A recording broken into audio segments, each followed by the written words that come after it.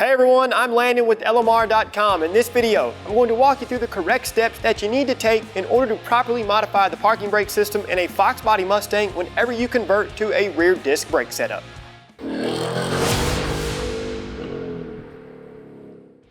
Ever since the Ford Racing M2300K Cobra brake kit hit the Fox Mustang market years ago, there was a mandatory step in order to achieve proper operation of the parking brake system when converting to a rear disc brake setup. This process pertains to any 1987 to 1993 Fox Mustang that has either a 4-lug or 5-lug rear disc setup and is still utilizing the factory parking brake system. It isn't required for 1979 to 1986 Fox Mustangs because those cars did not have a self-adjusting parking brake feature. So whichever rear disc brake setup you choose on your 87 to 93 Fox body, be sure and properly modify your parking brake system by watching our detailed steps, which are soon to follow.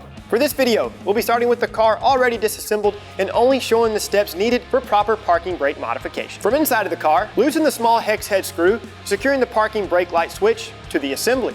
Remove the ground wire as well. Remove the two 10mm parking brake assembly retaining bolts.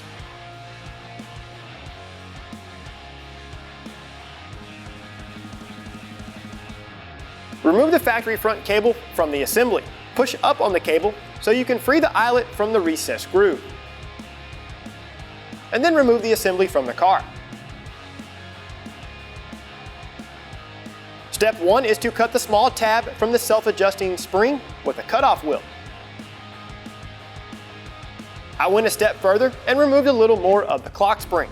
Now you'll need to cut the top tab off as well. This is done to ensure that the handle will sit flat and parallel with the floor instead of it being at an angle. Once that is out of the way, weld the pawl to the handle with the second from the last tooth engaged on the gear drive. For the next step, you will need the correct front parking brake cable. Once the cable is removed, cut it in half to remove the receiver and the floor seal. Using an appropriate size drill bit in relation to the outside diameter of the threaded portion on the front cable, drill out the center hole in the receiver. Take the front cable and position the eyelet into the recessed groove on the parking brake assembly. Transfer the seal to the new cable in the correct orientation. Route the cable through the opening in the floor. Reinstall the assembly back into the car.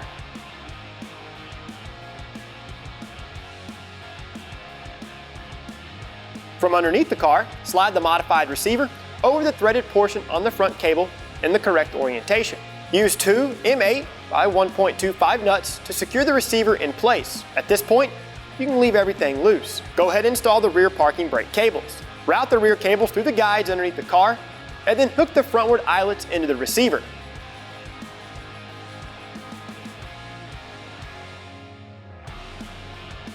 Run up the first nut until it touches the receiver. Turn this a few turns in order to put tension on the rear cables. Once adequate tension is achieved, run up the second nut and then tighten them against each other. Go ahead and test for parking brake functionality and make additional adjustments if you have to. All in all here, fellas, this is a pretty straightforward process considering all the steps required for a rear disc brake conversion. You'll obviously have to reach out to a local shop or a friend to have them weld the pawl, as most of us don't have the luxury of owning our own welder. In the description are two very good videos on how to convert to either a 4-lug rear disc setup or a complete 5-lug Cobra style setup. So be sure and check those out if you're interested. For more videos like this one, including product reviews and installs, subscribe to our YouTube channel. Like and share this video with your friends, and don't forget to turn on those notifications. Of course, for all things 1979 to present Mustang and SVT Lightning, keep it right here with the real enthusiasts, LMR.com.